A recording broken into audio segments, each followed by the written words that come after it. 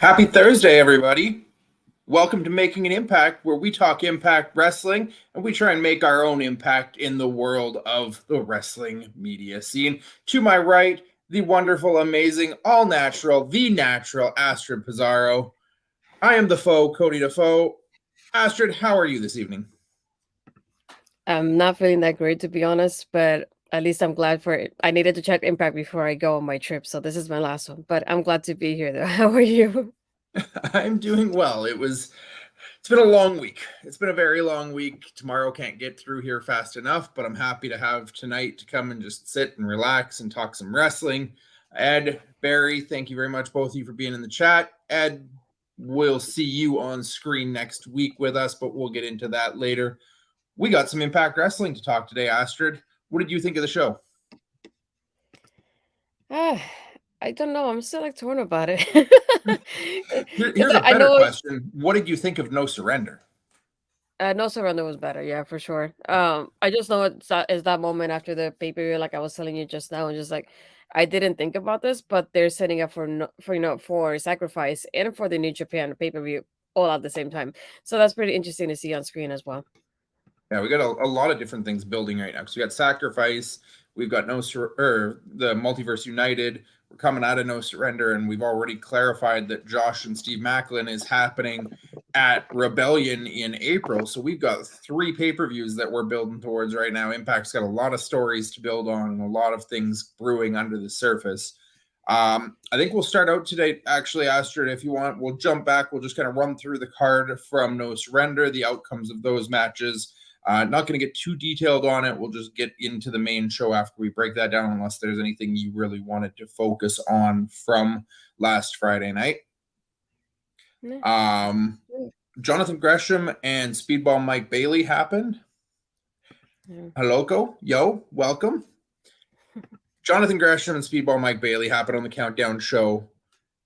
That match was absolutely bonkers. Exactly what we would have expected out of them. Walking away with Jonathan Gresham picking up the W. Somewhat surprising loss for Speedball Mike Bailey, but he's been on such a roll lately that I think it's one that he could handle, and it's a big win for Jonathan Gresham to kind of get his feet on the ground and running after a little bit of a slow, troublesome start to his run in Impact.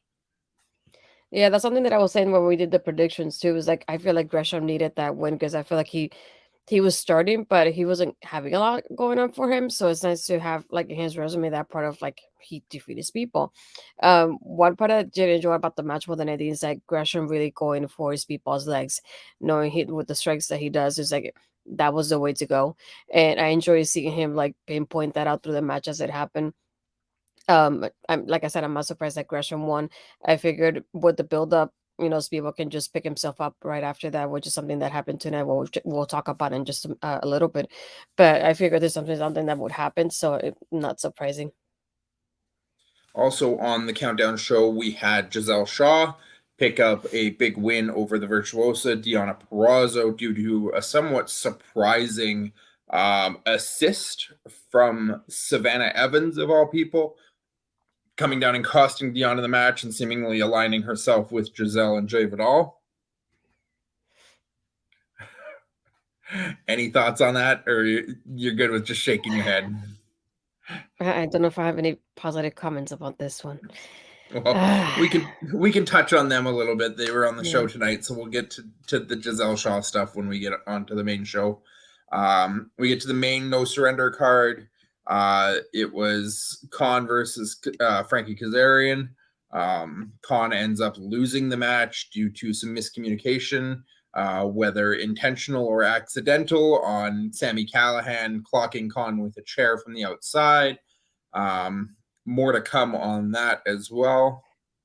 We had the Hex ended up taking the loss to the Death Dolls. Somewhat Why? surprisingly. That was frustrating me because I don't mind the Death Toss as champions, but I wanted something new for them. I feel like it would have been awesome to have the Hex win and just have the Death Toss go against them and chase the championships. And Come on, just build off on that women's tag division. I feel like at this point, the only tag team is the Death Dolls, and that's it.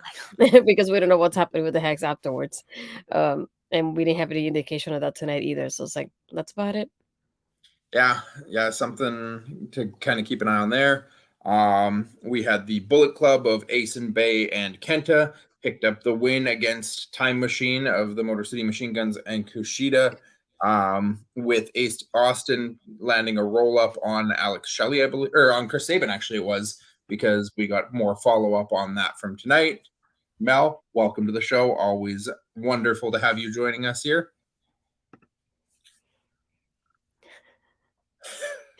No, Barry. You're hurting Astrid's feelings, Barry. I feel like the Hex is kind of her babies over there, but moving forward, Joe Hendry won the .combat match against Moose in somewhat entertaining fashion. Multiple RC cars, one of which didn't have any batteries and didn't seem to be working, that Joe Hendry just decided to pick it up and throw it at Moose instead of driving it at him. We had a Sega Dreamcast of all things show up, the quite entertaining piece of the Moose giving Hendry the middle finger and Hendry giving him the Dreamcast back. If you haven't seen it, look it up. It's quite entertaining. We had Steve Macklin, somewhat unsurprisingly, win the Fatal 4-Way after an assist from Eddie Edwards taking out PCO. I can't breathe, Barry. You're not helping me. Masha Slamovich taking the L to Mickey James clean, which was surprising to me. I thought for sure Masha was still going to be somewhat protected in this match, so to take the loss clean to Mickey was unexpected. And Josh Alexander, in an amazing match with Rich Swann, tore the roof off the building, put it back on, and then blew it off a third time. This match was just something special, something exciting, something awesome, exactly what you'd expect from these two guys, especially for a match where the finish seemed completely one-sided and so unlikely of going the other direction. They still did everything in their power to make it a fun and entertaining and exciting match.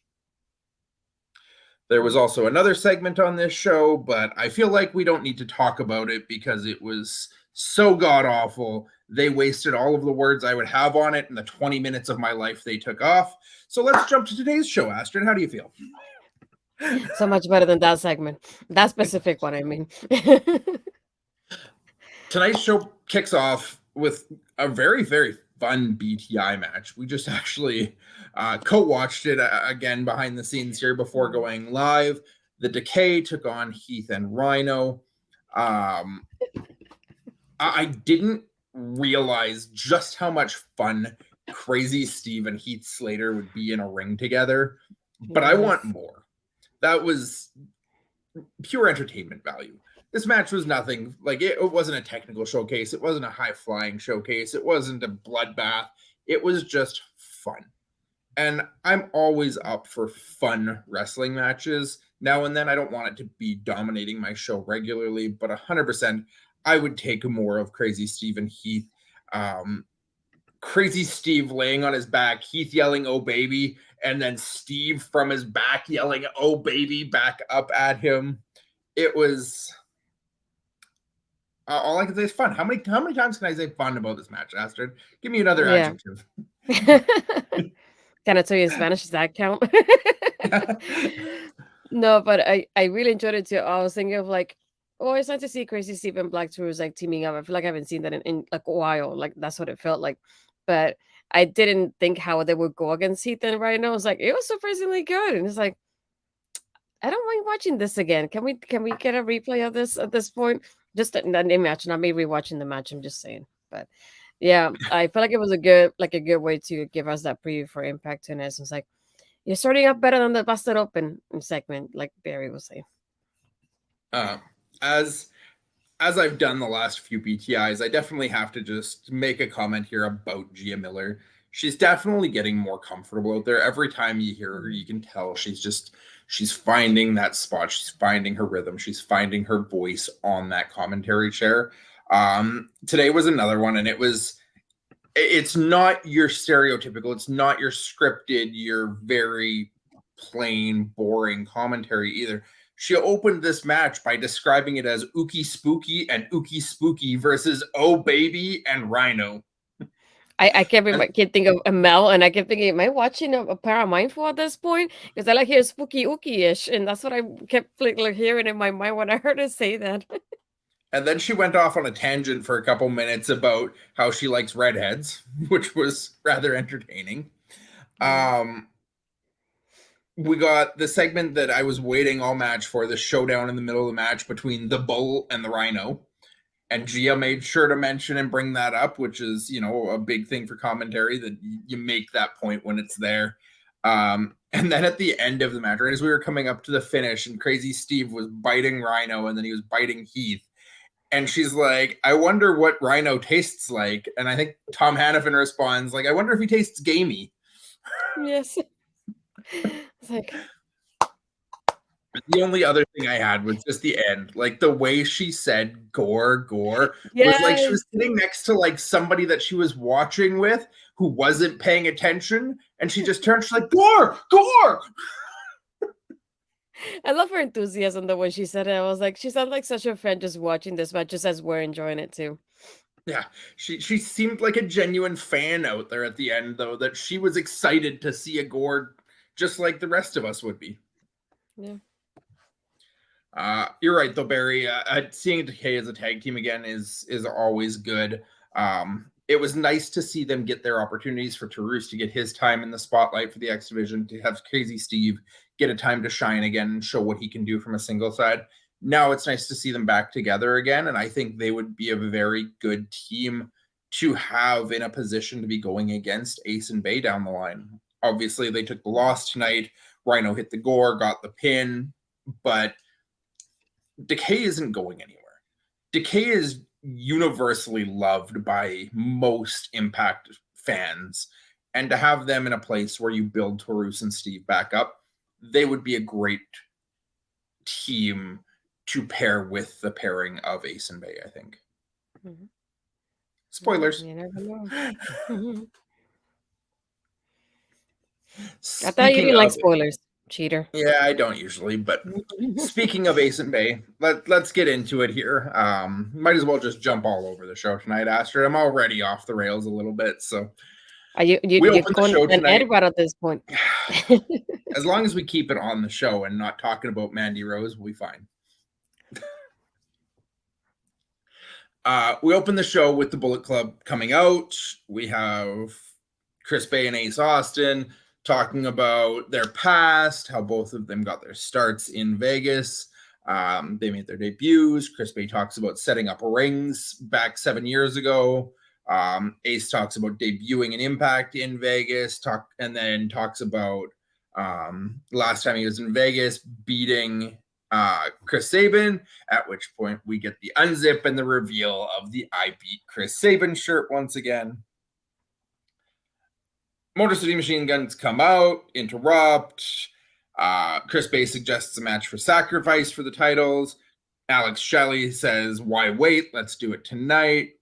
And we end up getting confirmed that the main event tonight is, in fact, Bullet Club versus Motor City Machine Guns for the titles.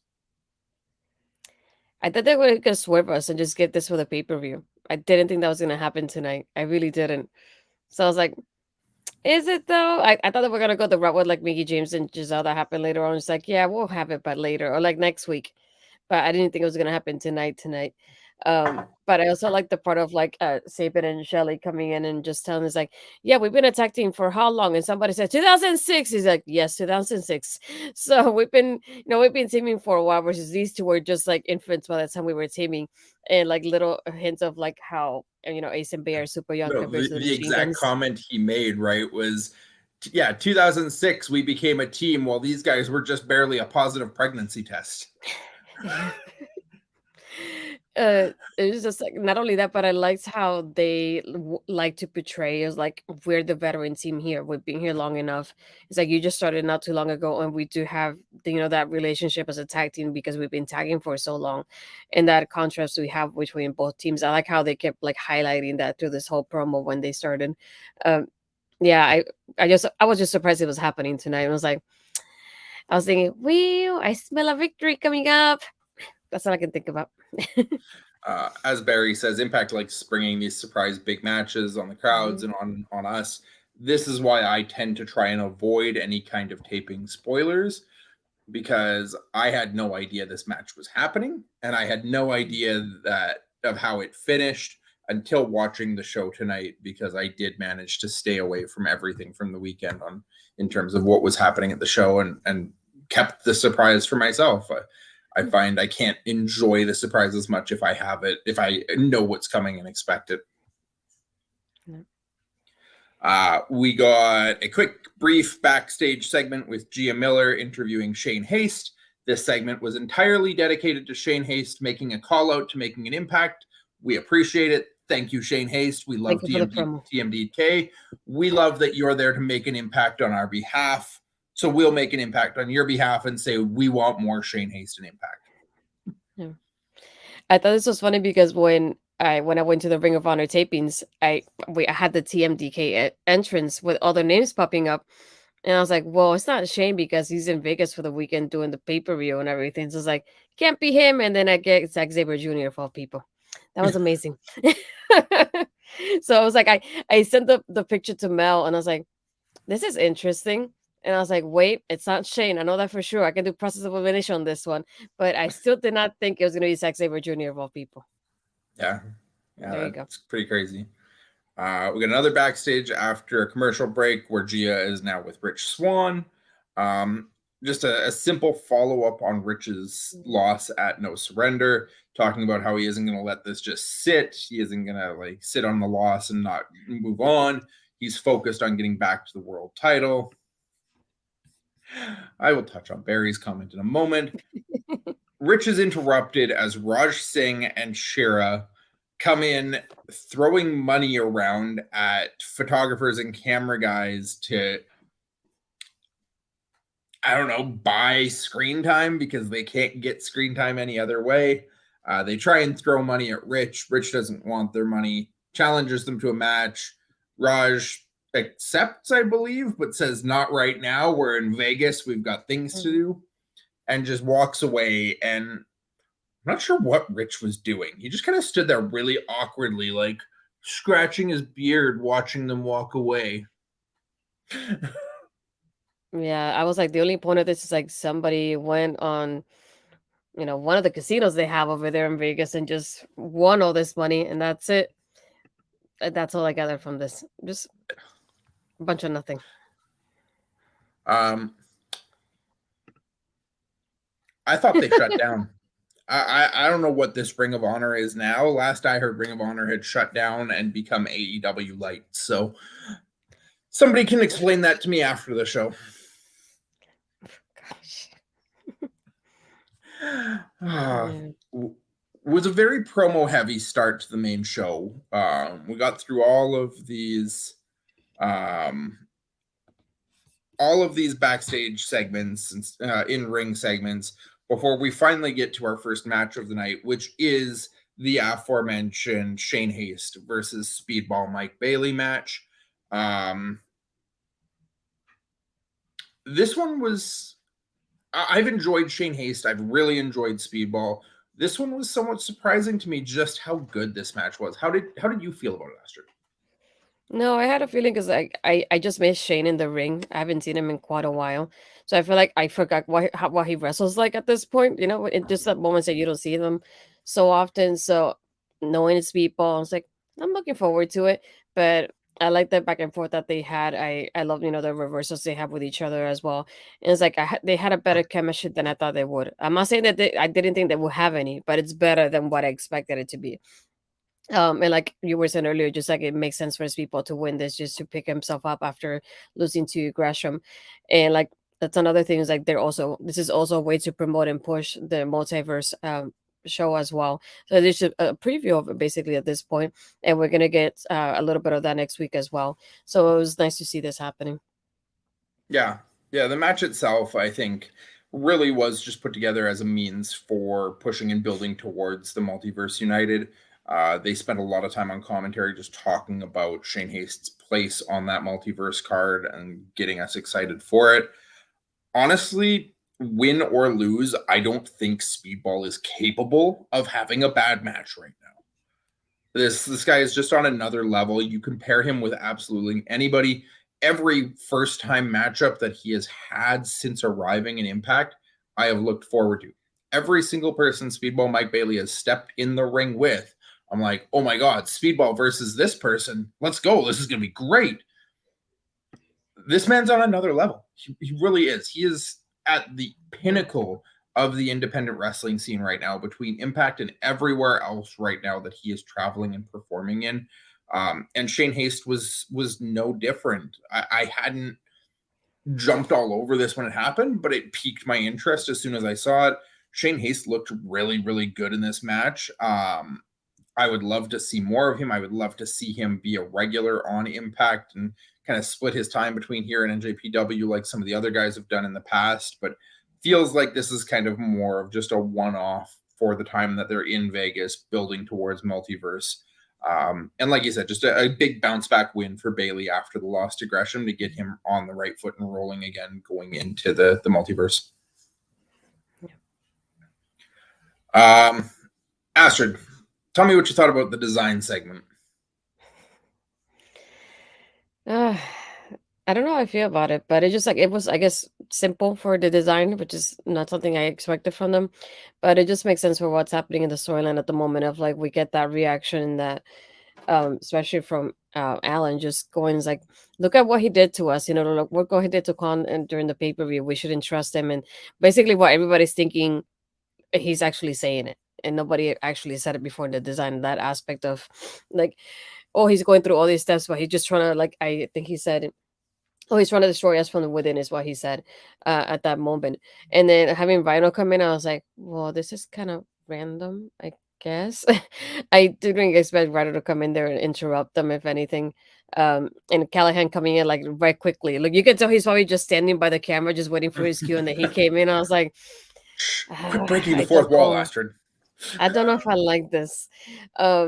But I like that back and forth that he had with Rhino, and he keeps saying it's like I am where I want to be, and I like how even through no matter what anybody's thinking, he's always saying like he's sticking to being loyal to the design.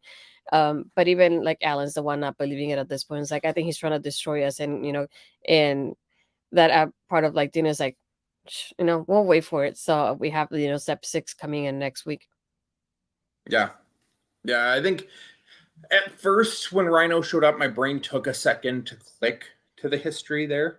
I do think it makes a lot of sense for Rhino to be in this position right now and be the one confronting Diener on this, because Diener was one of the ones involved in brainwashing Rhino a year and a half ago when he was in Violent by Design. So, Angels has been playing his part of the doubter of Sammy really well all along, trying to convince Diener to not allow Sammy to join, trying to get Sammy out of the picture and prove that he is the problem and actually just coming and trying to destroy them from the inside out. Diener's still playing that role of like, well, maybe. And like he looked like he was going to bend to Angels there and be like, yeah, maybe you're right. Maybe we shouldn't have a step 6. And then Rhino comes in and starts questioning the brainwashing. Sammy comes in and defends the design and that this is where he wants to be, which then brings Diener back into Sammy and being like, no, I guess we found our step 6. Mm-hmm. It's a long play story here. And I'm glad we're kind of starting to get to the end game here, because I'm definitely curious to see. I feel like we're all expecting this to come down to Diener versus Sammy. I'm curious to see if maybe it does come with a swerve or something, or an actual surprise out of this, that we get a Sammy in a white suit joining the design proper at the end of the steps, or if there's a turn coming, maybe it's somebody else, maybe it's Angels who ends up attacking and breaking off because he doesn't want Sammy being there. It almost, not to try and make the comparison to WWE, but in a sense, it kind of feels like a Jey Uso Sammy story right now. Yeah. We got more promos. This was definitely a very promo heavy show, I feel like, at least the first half of it. It felt like we got into the action a little bit in the second half, but it was very promo heavy. But we did have a short match in between a couple promos here. Kenny King versus Kevin Knight. I know you're high on both of these guys, Astrid. How did you feel about Kenny and Kevin in this one? Too many K's in all these names. I almost put Kevin Kenny and Kevin King, and I was like, wait, hold on, this is not working out for me. Kenny King and Kevin Knight, not Kevin King and Kenny Knight. I know, and like I had it in my mind, but I was typing it that way. I literally started typing Kevin King, and I was like, wait, I put King on the last. So I was like, this is one's night. Oh my gosh. No, again, this is for me like it happened earlier. Just another preview to the New Japan show, and it just makes sense. Sure, we had Kenny winning at the end. That one also made sense, after the promo that he had not too long ago of like I wanted to focus on the champions and I want to call out all the champions. The thing I don't want to say disappointed, but I feel like I want something more for Kenny in that aspect, just because no, that's too many K's, Barry. Thank you. I keep thinking like we had that promo from Kenny, and he's like, I'm calling out all the champions, but he hasn't made a move ever since. So I was like, okay, so which one are you really calling out? Because it's probably not going to be Josh at the moment because he's busy right now. So it's like, which one really is it? And I just want some kind of like focus towards him so we can see where he's going. All we're getting from him is like wins here and there, like at random, and that's about it. There's like no story to him at the moment, which is I'm like, please do something with this dude. It's just like it's frustrating at the same time while it's happening. But I'm hoping like this is something that it goes bigger too when it comes to the New Japan show later on.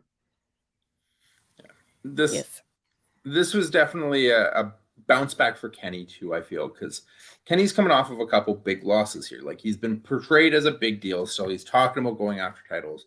But he's coming off of that loss in the pit fight to Speedball. He's coming off of the loss last week to Rich Swann. He's been in positions. He's been in high-profile positions. He's been in main event matches, but he's still on a losing streak. And this match was a really, really fun way to go about it because Kenny really got to show a little bit of that violent aggression and just anger and passion coming through that Kevin Knight was trying to be very flashy. He was trying to be very stylistic, athletic, the jumps, the flips, the high flying, and Kenny just kept shutting him down. And it was always with just strong, vicious looking strikes. And Barry's right. Like, even though it was a spot where the cameraman looked like he got in the way when Kenny was trying to throw Kevin under the ring, and Kevin ended up having to like readjust and land on the apron there. And Kenny just kind of used that aggression and that fury that he's been building and lashed out at the cameraman on the outside for getting in the way of him. It all kind of built into that. And I like that we're getting a little bit of that. Kenny's getting frustrated. The Honor No More didn't work out for him. The number one contenders tournament for the X-Division title didn't work out for him. The match against the current world title number one contender didn't work out for him. He's in these positions. He's being shown to be at the top of the card, and he just can't get his hands on the gold. And at some point, we're going to see him get there. And I think at this point, we're probably looking that he has to be the one to either go after Trey, which is probably hard to see because they're both kind of in that vicious, violent heel side aggression right now. Or Trey has to flip that somewhere, or somewhere along the line, we have to find a position unless Kenny somehow lands on the Digital Media Championship and we get Kenny King versus Joe Hendry. I wouldn't be against that. That could be a really fun way for us to get Joe Hendry away from this Moose story into another place with somebody else that would be a really, really fun story to tell. Hey, Lil Papa Smokes, thank you for stopping by. Yeah, I keep thinking of also like with Trey, for example, as you were saying at the pay-per-view one itself when he does his promo, because he's like, oh, I'm the only champion out here tonight. And he's like, you see that, that aggression towards him in that promo as well. And he's like, look at this, would have been AJ Styles or even Sabian or this person or that person. It wouldn't happen to them, but it happened to me. But I thought it was funny when like he called out PCO at the same time. It's like, Trade, is that really the way to go? Do you want to die in the process? Are you okay? Do we need to check on you? Let me know, please. His brains got scrambled a little bit in that Monsters Ball match. Apparently, and just like I kept thinking, I I understand you're frustrated that you were not in the pay-per-view, but do you want to get killed? Because I wouldn't want that for you. I really wouldn't. Um, so it just made me think back of like that promo because we see him getting upset that he's the only champion not on the card. They just kept highlighting him of like, oh, he had the Monsters Ball match, last night. And obviously for me, it wasn't last night. It was like a whole month before, but it just kept thinking like, so this is why this happened. Um, and Barry, I didn't realize it was that I wanted PCO as X-Division Champion. I don't want Trey to get killed in the process, so we'll have to wait on that one. That's our number one fan, Trey Miguel. You're talking about Barry. We don't want to offend him. Too late for that.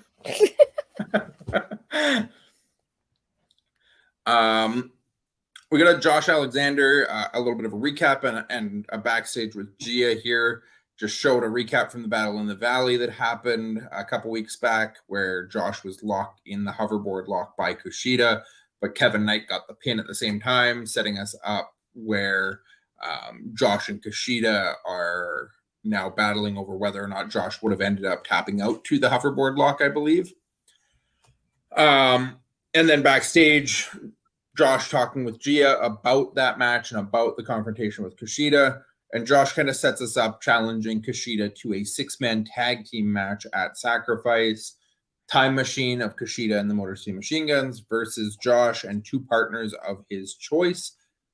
Very, very curious to see here who Josh ends up getting as his 2 partners in this situation, because obviously Motor City Machine Guns have been feuding with Ace and Bay, but we wouldn't possibly have Josh teaming with the Bullet Club.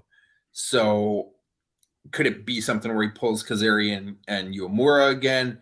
Or is it going to be something else where we have Josh pulling in or hunting or searching for a tag team to be his partner? So curious to see where that takes us. Yeah, I was thinking the same thing. I think it was, like I said, once I saw the graphic that it was, Steve versus Josh, but it's for Rebellion in April. It's like, well, so what's really doing for March? We have a whole month with no Josh title. That's weird. And then seeing this is like, see, that makes more sense now. Yeah, I feel like I kept thinking, it's like, I wonder who we'll pick, because we also have, like you said, people like Cass and Yuya, and he might also say, look, Rich is my friend, even though we just had a title match. He might add Rich in there too. So he's like, I feel like he has options. I have no idea who it could be at the moment. Maybe later on I get more of an insight about that as as the shows happen. But I think it's an interesting take and just a good way to also, like I said, promote the New Japan show, which is they're doing both at the same time. So why not? Macklin, as he is prone to do, decides that Josh Alexander having an interview is something that can't not contain him. Decides to pop in, interrupts, basically tells Josh, I don't want to beat just anybody. I want to beat the longest reigning Impact World Champion. So make sure you don't lose that title before Rebellion. Yeah.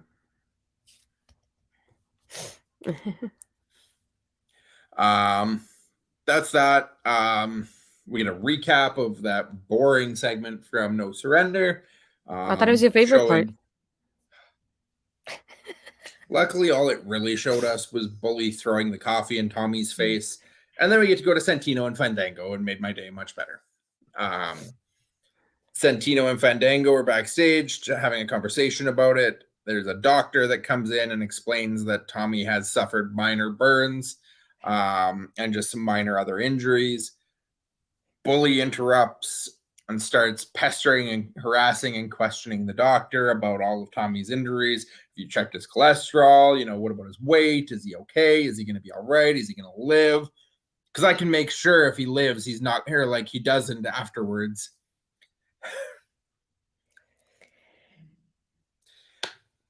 At least Bhupinder Gujjar tried to save this segment for us, because we had Santino and Fandango, made me happy. We have Bully Ray, makes me annoyed. And then we have Bhupinder Gujjar, makes me happy again. But then he gets slapped and made to look like an idiot. I really do hope that the grand scheme of this story is to put over Gujjar at this point. Including Bhupinder Gujjar in this story. Having him become a piece that is now repeating. I really hope this is our spot where Gujjar's shining moment is being able to go over Bully Ray at a major pay-per-view and set himself up in a position for a future X Division or world title opportunity. Yeah. You're not wrong, Parrish. You really aren't wrong about Bully Ray's heel. The heel heat of today's era of wrestling is different than it used to be. In the past, go away heat was a problem. In today's era, go away heat is the best kind of heat you can get. And the fact that we all sit here and we hate when Bully Ray is on our screen means he is doing something right to make us hate him. Yeah. I also wanted to go to Bobby's comment. Will we see any knockouts wrestle Impact Wrestling Session New Japan Multiverse? That's my hope. We'll see about that. We didn't get any insight about it today. I realized later all we got was just a segment on in the ring with Giselle and Mickey. We didn't have any knockouts matches tonight, which is surprising in a way. I feel like they usually do at least one of them. So far, no insight about that, but we'll have to wait and see. Yeah, sometimes on these post pay-per-view tapings, they end up splitting them weirdly, that we end up with a show like tonight where we just get one segment, and then next week we may have 3 or 4 and the entire roster included. So hopefully that's the way this one goes too, that they just, the show at the taping got all of this content, but just split in a weird way. Speaking of that segment, that's where we went next. Astrid, do you want to talk through the Mickey and Giselle segment here? Yeah, we started with Mickey just celebrating her win against Masha. Again, that was just, I don't want to say it was surprising, but I just like it felt awkward in that way because I know we expected Masha to still be in the storyline with her and Jordan at the end. So it's like I didn't think it was gonna be a clean victory. When she's celebrating, we have none other than Giselle come out. Mickey's talking is like, I'll get Jordan next. She said I tapped out, but like I'm gonna make it right. And it's like when Giselle came in, I was like, great, one victory and she's here. But then she talks about basically having that win over Diana, but it was with the assist of Savannah at the pay-per-view. And I like the line where she says, you're using Masha to dodge Jordan, and now you're using Jordan to dodge me instead. And I like how Mickey said, well, I beat you in the last rodeo. Like, what do I have to go against you again? And she's like, well, I'm basically not the same Giselle that you faced before. So I thought this was, again, something that's going to happen tonight based on how the show started. But they said we're going to get it next week. Gil King came out. She's like, you're talking way too much. So let's make it happen. So they have it official for next week instead. Yeah, I saw it coming. I think Giselle getting the win over Diana was a pretty big deal coming out of this. I don't think she's in a position to win the title or anything like that, but she's definitely building that confidence and riding high and thinking a lot about herself, that it makes sense that she feels she's next. And the comment about, Mickey was ducking Jordan by facing Masha, and now she's ducking Giselle by trying to fight Jordan. The big line that I kind of picked up on here was Mickey, where she's like, why wait? Like, ask. If you want a title match, just ask. And Giselle's like, well, I can't ask because I'm wearing couture. Mickey's like, well, if you're not going to, how about I just ask you to face me for the title? That's the difference between a diva like you and a hardcore country woman like me. And it really is, because Giselle really does portray that old school diva mentality of the divas division and the diva in women's wrestling, where Mickey has always been the trailblazer for the women's division and the knockouts division and the women who can actually fight and hold their own. And Giselle, she obviously can hold her own, but she really plays up the part of being the diva more than the badass. Yeah, and going to Barry's comment, Giselle isn't really good on the mic. She's okay in the ring, but the mic work is awful. It's like, I know she needs a little bit more, more of those moments to get better. So I feel like having people like Mickey alongside with her, it's definitely going to help her in the end. So I think this is just a way to, catapult her and give her that experience that she needs. Yeah, absolutely. We have, after this, we go backstage, where we have Brian Myers trying to give some inspiration to a truck driver when he's approached by Moose about the Joe Hendry problem. Brian Myers basically says, I have zero interest in helping you. I saw Matt Cardona try and help you, and now he's gone. kind of a reveal that maybe Matt Cardona is going somewhere else. Who knows what's going on there? But Brian Myers saying he's now gone is kind of a little bit of an eye opener. Moose tries to turn around, like, I don't want the digital media title. I want to help you win the digital media title. Myers asks, well, what do you get out of it then? Well, I get to humiliate Joe Hendry. And we all know Joe Hendry won't lose, right? Nope. Not happening. I was gonna say the moment I saw this was like, look at Brian trying to be inspirational. Oh wait, that's a Joe Henry thing. Never mind.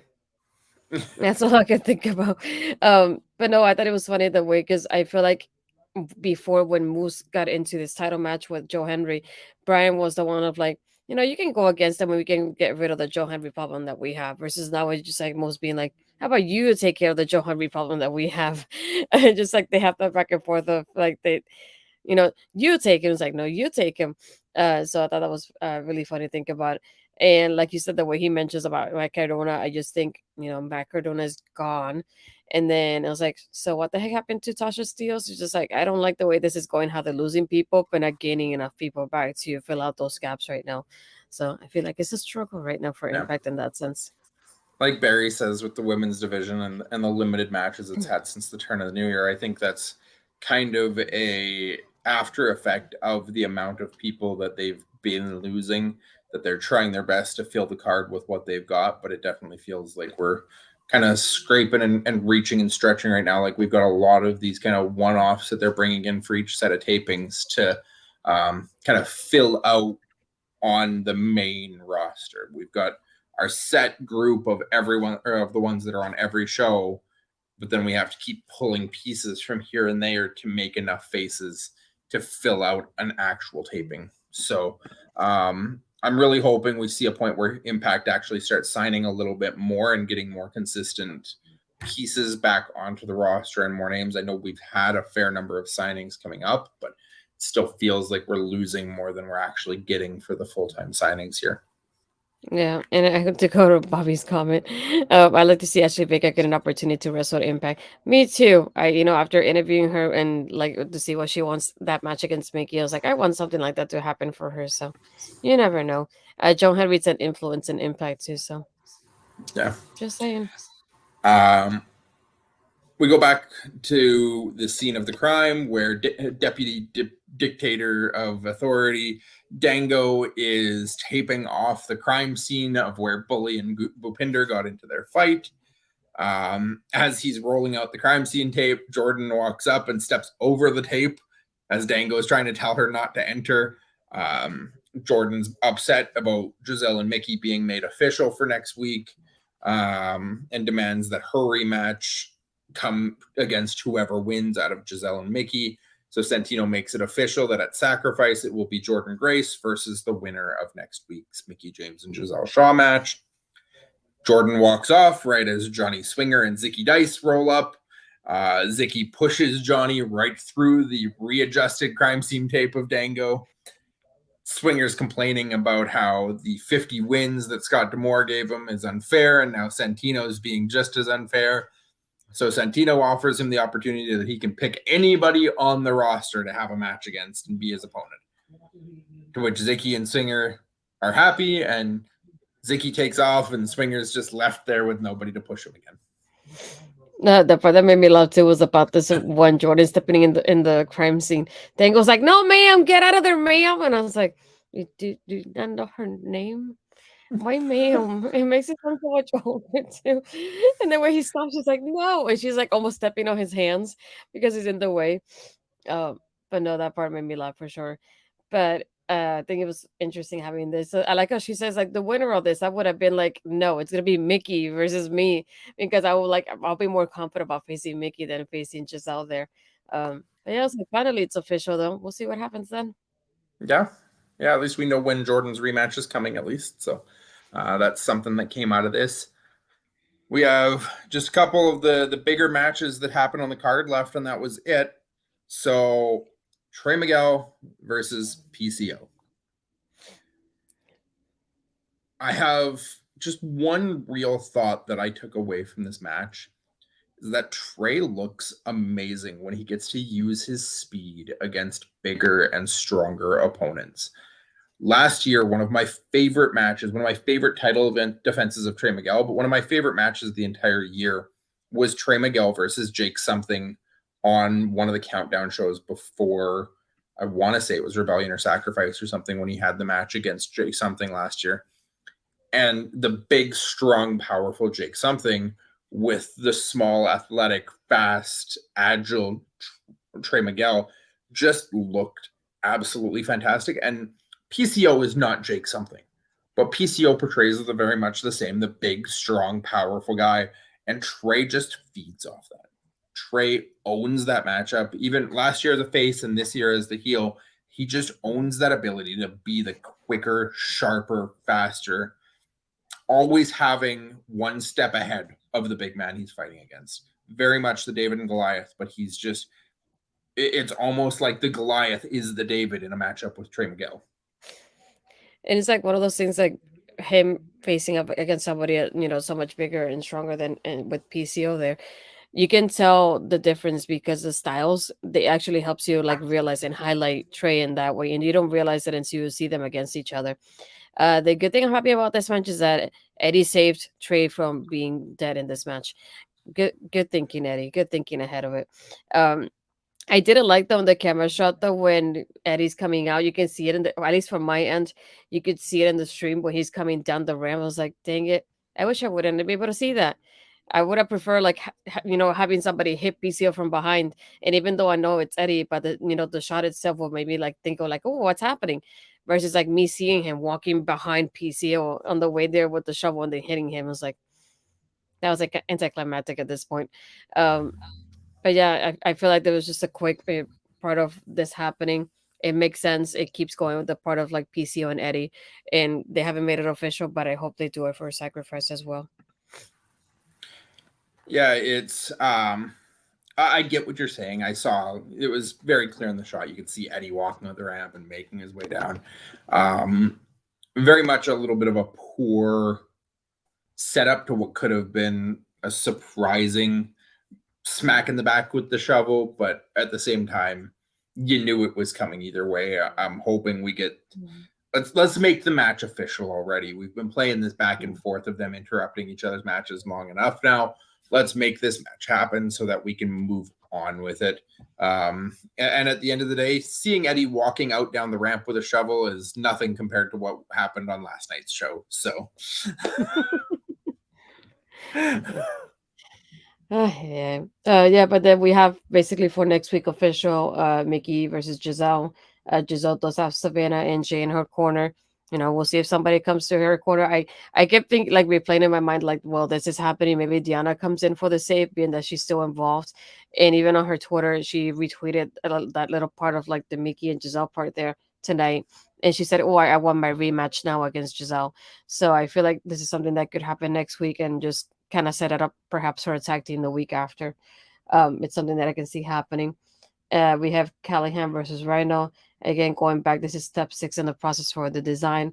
So it's like it'll be interesting to see what the step is and it entails and how it goes forward with Alan Angel's doubting Callahan here. And this is again, like we mentioned earlier, a little bit of a New Japan multiverse preview. We get Gresham versus Kushida happening next week as well. And now for our main event, we had the Motor City Machine Guns versus Bullet Club. Holy moly, I need to rewatch this match because it was amazing. It was like, it's one of those, like, it almost made me feel like it was a pay-per-view kind of match. It wasn't just a regular Impact match for me. And I love the storytelling of like having the Motor City Machine Guns having those constant tags and those double team moves that they're so great at. And I feel like they come up with like stuff that I'm like, how did you communicate that like on the like that beforehand? It just like that, it made me curious about those kind of things with them.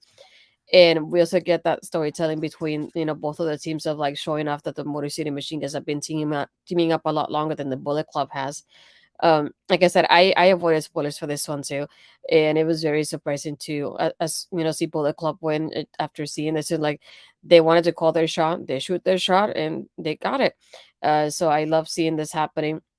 I just wonder if maybe at the end we're gonna get a rematch for a sacrifice which is something that's most likely that's going to happen.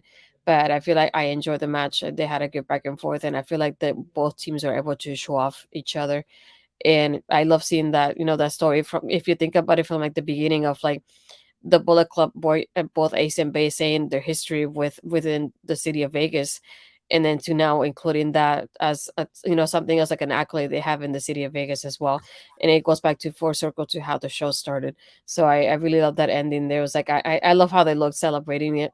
I also enjoyed how they kept pinpointing about Jay White not being in New Japan. I also thought that was interesting. I like having them say that at the moment, say Bullet Club doesn't have a leader, but here we have the guys, still waving that flag for Bullet Club here in Impact. So it's nice to see them doing that by winning those championships tonight. Yeah, absolutely. I'm on the same page in a lot of this with you, that it really felt like early you had the Machine Guns kind of establishing that tag team unity early, as they did last week in the match against Gresham and Bailey, as they did on the weekend in the 6-man. Just in general, Alex Shelley and Chris Sabin really do a good job of kind of making it obvious just how tight-knit and well-oiled they are as a unit. And you had Matt and Tom on commentary too, making a big deal out of something so small as Sabin going to make the tag to Alex Shelley, but Ace Austin had the ref's attention, so they held off and held Chris Bay there long enough, waiting for the ref to turn to make the tag.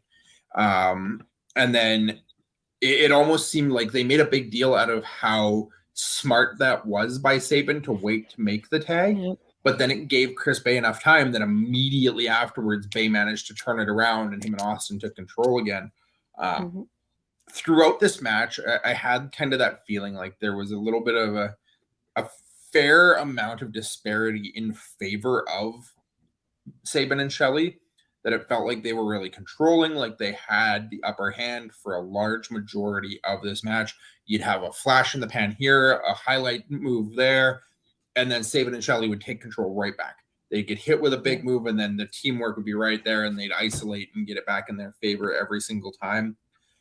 Late in the match, though, it started to feel like the turning page in the X factor for Ace and Bay was stamina, though. The veterans had all of this. The veterans had the teamwork. They had the unity. They had the cohesiveness. But Austin and Bay managed to just have a little bit more in the tank at the end. They still had the speed. They had the energy. They had a little bit more give left. Even after taking some of Motor City Machine Gun's best moves, they had the Border City stretch stuck in on Chris Bay on what had been a hurt shoulder that they've been working on all match. Sabin lands a cradle shock on Ace Austin, take him out of the match, but Bay just still had enough left to get himself into roll Alex Shelley up and make him break the hold, and then Bullet Club took over and ended up getting the 1-2 sweet for the 1-2-3 and new champs to finish the night. Like you said, I'm going to need to rewatch this match because there was so much here. I tried to pick up on as much of the nuances throughout as I could, but I'm sure I missed a ton in there. These two these two teams, these four men just put it all out there. I'm really glad they saved this match to be its own main event. They very easily could have had this on the card and took Kenta and Kushida out of that 6-man. Putting them in that 6-man, letting them kind of set this up naturally, and then giving them the stage they had nearly a half an hour of the show today to put on an absolute masterclass in tag team wrestling. And this is better than anything tag team wrestling I have seen from any other company in a long time. Yeah, and that's very sane. Motor City Machine Guns are the best tag team around today, and the way Bay and Austin are going to be up there with them too. It's like one thing I love about them is like the little time they've been together, they have built up such an amazing chemistry, and that tag team work. So I feel like it feels so easily for them. It's kind of scary at the same time how they have done it so little time, but it's impressive too. Bobby, I'm just going to jump to your comment here. I would assume we have to have that obligatory rematch clause in there somewhere. If I were to place a guess or make a prediction on this, I would think we see Bullet Club versus Motor City Machine Guns again the rematch for the title happening probably at Sacrifice. Yeah, that's what I was thinking as well for that. But that actually, no, that wouldn't work. We already have the Motor City Machine Guns in the match against Josh Alexander. True. So who knows? I guess we'll have to wait and see when that match may or may not happen. Well, maybe for Multiverse. Maybe we'll have Austin and Bay challenging for a winner take all on all the titles. Don't get me that excited. That's our show for tonight. We finished the night with brand new tag team champions. Astrid and I have been calling for Ace and Bay to get those titles for, I think, well over a month now. So it's well deserved on their part. Applause to all 4 men in this match for making it as entertaining and exciting as they did. Astrid, before we close our show, who do you have for your Impact Maker tonight? I'm going to cheat again tonight. I'm sorry. I'm going to go Ace and Bay. That's it. Just cheating all the time. I have to. I'm going to jump back to right before this. I'm going to give it to Trey. I think I've picked Trey a couple different times now, but what he did in this match, even though he didn't get the victory over PCO, it just reminded me of what Trey Miguel is capable of when put in the right situations.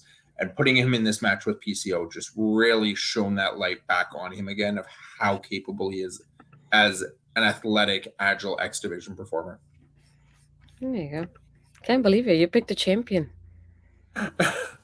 Bobby picked a champion too. Yeah. That's it. Anything else you wanted to add before we close out here, Astrid? No, that's pretty much it. But I just want to say that, thank everybody for showing up tonight. Even though YouTube did the audit, I did reach 100 subscribers at one point. I will have to see if I could get the other 3 or 4 that I got left now to go back to 100. But it's like it's not about the numbers, but it's just a goal I wanted to have for this year, and I wanted to do it for my birthday, so it came true at one point. So I'm just taking it as it is. But no, I just want to say thank you for those that did subscribe, and just keep subscribing to the YouTube channel, which is something that we don't talk about often. And if you can, just follow the Twitch so that way you get notified whenever we go live. So it's every Thursday, like we mentioned earlier. Thank you, David. Like we mentioned earlier, I won't be here for the next 2 weeks. I do have a girlfriend Ed stepping in and helping Cody through the show for the next 2 weeks. I hope they don't break the show while I'm gone. We'll have to see about that. I'm pretty Let's scared. be honest, Astrid. I'll have to help Ed through the show. Oh, Ed, I hope you heard that. We will miss you while you're gone. I think you're gone and you're back the week of Sacrifice, right? Yeah. So we'll have a lot to talk about and a lot to catch up on in that show. Hopefully you're ready to go because as we did last week with No Surrender, we will be doing our Sacrifice prediction show on Astrid's next show back. But for the next couple weeks on the 9th and the 16th of March, it will be myself and OLED here talking Impact Wrestling. I'm dragging him away from that NXT show. We're going to make him watch some Impact Wrestling, and we're going to make sure he enjoys it. Yeah, it's like you get 2/3 of NXT happening. We don't get Ed and Cody often, so that's going to be exciting for them as well. I just hope they don't break the show while I'm gone. We'll see how it goes. No, I have faith in them, and I know they'll be able to do very well with the show. It'll still be on the same platforms on my Twitch and my YouTube as well. They just have it set up that way just to keep everything uniform and together. But we will have our replay as well happening anyway with Backbreaker Media. And speaking of that, I do have an AEW preview to Revolution with Mike happening. I think it's on Saturday because I keep messing up my days. Yeah, Saturday, 10 a.m. It'll be in the Backbreaker Media channel. We do a preview and predictions of the AEW pay-per-view. And I know tomorrow in the evening, I do have Killer Cuts with Bobby happening. We'll talk about the Scream franchise. So that'll be on my YouTube and the OLE and his YouTube as well. So check it out if you can.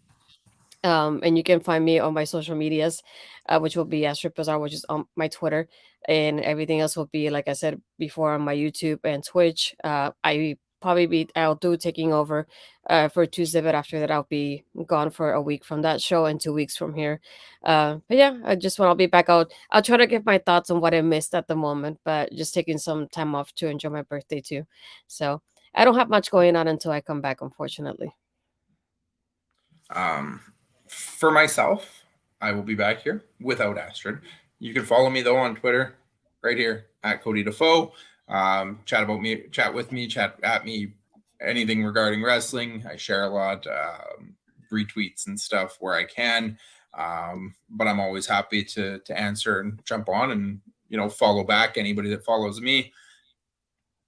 One thing that I did want to kind of put out into the universe right now, Astrid and myself are working with our good friends Mel and Andre right now to try and do a collab for Multiverse United. As you may or may not know, Astrid and I follow Impact and Recover Impact every week.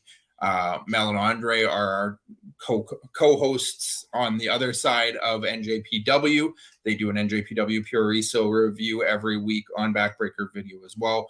Hoping to get the four of us in one room together to either do a recap review show of the pay-per-view or potentially even do a live watch along. So keep tuned to Astrid and my socials and join us every week here where we'll give updates as we have them, as that develops, and we can let you know if and when to catch us for that. Astrid, as she said, will be on leave, but we will still be on her social, so make sure you follow her on her Twitter, Astrid Pizarro. Follow the YouTube channel, youtube.com/Astrid Pizarro. Follow on the Twitch, twitch.tv/Astrid Pizarro. And just make sure to still hop on and join us, as we will still have a great time talking Impact Wrestling and hope to have everybody in the comments with us. For tonight, Bobby, Barry, Chris Parrish, Haloko, Mel, Ed, everybody, thanks for joining us. We always love to see you in the chat. Hope to see you again next week. I think Astrid has somebody.